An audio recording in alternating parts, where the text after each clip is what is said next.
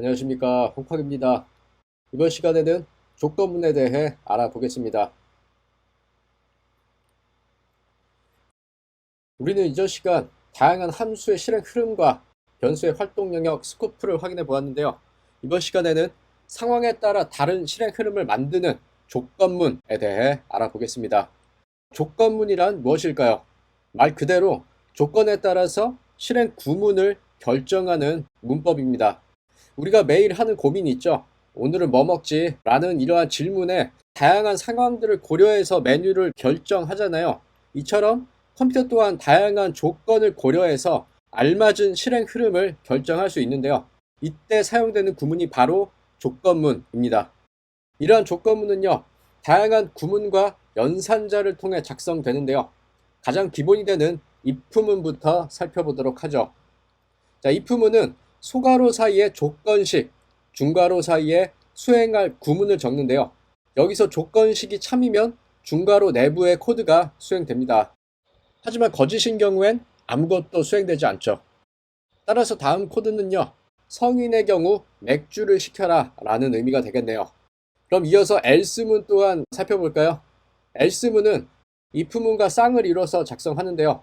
이전 if문의 조건식이 거짓인 경우에 수행되는 구문 되겠습니다.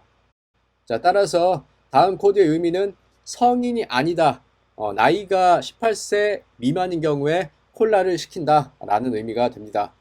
자, 그럼 여기서 질문. 성인이 아니지만 다이어트 중인 경우에 제로 콜라를 주문하게 만들려면 어떻게 해야 될까요? 이런 경우엔 else문에 if문을 추가해서 조건을 덧붙이면 됩니다. 자, 따라서 다음 코드는 성인은 치맥을 시키고, 자, 성인이 아닌데 다이어트 중인 경우에는 제로 콜라를 시키게 되는 거고요. 모두 다 아니면 콜라를 시키게 되는 거죠. 자, 그럼 여기까지 가장 기본이 되는 조건문 if와 else 그리고 else if문까지 살펴보았는데요. 자, 그럼 이어서 조건식 작성을 위한 비교 연산자에 대해 알아봅시다. 비교 연산자란 두 값을 비교해서 참거짓을 반환하는 겁니다. 자, 그 종류는 뭐뭐가 있느냐?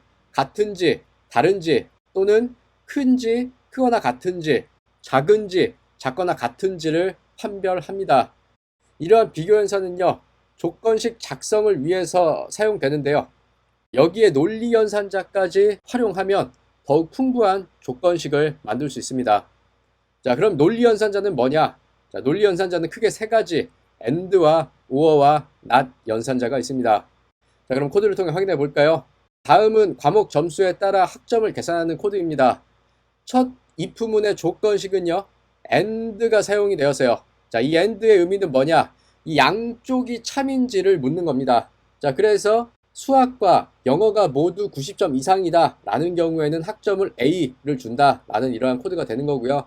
자, 이어서 두 번째 조건식 else if문의 조건식을 보면 여기서는 OR 연산이 사용되었습니다. 적어도 하나가 참인지를 확인하는 건데, 자, 따라서 수학이 90점 이상이거나 또는 영어가 90점 이상, 둘 중 하나만 90점 이상이면 뭐가 된다? B학점을 받을 수 있다. 자, 그러면 이도 저도 아니면 학점이 C가 되겠죠. 자, 그러면 여기서 이제 AND 연산을 조금 더 살펴볼게요. 자, AND 연산이 이제 둘 다 참이면 참이고 하나라도 거짓이면 다 거짓이 되는 건데요. 자, 이를 코드로 표현하면 다음과 같습니다. 자, OR 연산도 조금 더 살펴볼게요. 자, OR 연산은 둘 중 하나만 참이면 된다고 했었죠. 자, 따라서 둘 다 거짓인 경우에만 거짓이 나오고 나머지는 다 참이 되겠습니다. 자, 마지막 not 연산은요, 기존 값을 반대로 바꾸는 겁니다. true를 false로, false를 true로, 그리고 어떤 조건식의 결과를 반대로 이렇게 바꿀 수 있다는 거 기억해 주시고요. 이러한 논리 연산자 간의 우선순위는요, not이 가장 먼저 연산되고 그 다음에 and, 그 다음에 or 순이라는 것도 정리하면 좋겠습니다. 자, 그럼 돌아와서요, 이제 조건식의 변형, 스위치문도 살펴볼까요? 자, 먼저 기존 조건문이 다음과 같이 있다고 합시다. 자, 대충 내용을 보면 색상에 따라서 멈출지, 주의할지, 이동할지, 그리고 잘못된 색상인지를 출력하는 건데요. 대충 느껴보죠? 자, 이거 신호등을 조건식으로 작성해 본 겁니다. 자, 그런데 이거를 뭘로 바꿀 수 있다? 스위치문으로 바꿀 수 있다라는 겁니다. 어떻게? 자, 다음과 같이 말이죠. 자, 여기 보시면은 스위치의 소괄호 안에 비교 대상을 넣는 거고요. 자, 그리고 그 비교 대상이 케이스별로 구분을 지어서 레드인지, 옐로우인지, 그린인지 또는 아무것도 아닌지를 각각 작성할 수 있겠습니다. 자, 스위치문이 때때로 되게 잘 읽혀지거든요. 자, 그래서 이제 if, else, else if문을 대체하곤 합니다. 자, 이에 대한 자세한 흐름은 실습에서 다시 다뤄보도록 하고요. 자, 그럼 마지막 조건문의 또 다른 변형, 사막 연산자도 살펴보도록 하죠. 자, 사막 연산자는요, 조건식을 기준으로 참일 때의 반환값과 거짓일 때의 반환값을 결정합니다. 자, 따라서 다음 코드는 무게가 100보다 작은 경우엔 OK를, 아닌 경우엔 NOP을 반환을 하는 거죠. 자, 이를 기존 조건문으로 작성한다면 다음과 같이 만들 수 있는데요. 사막 연산자로 작성한 게 더 간결해 보이죠? 자, 때때로 if else문을 다양한 연산자로 더 간결하게 만들 수 있다라는 거 기억해 주시면 좋겠습니다. 상황에 따라 다른 실행을 만드는 조건문, 여기까지 그 개요를 살펴보았는데요. 그럼 다음 시간에는 실제 코드를 통해 조건문의 활용과 그 실행 흐름을 분석해 보도록 하겠습니다.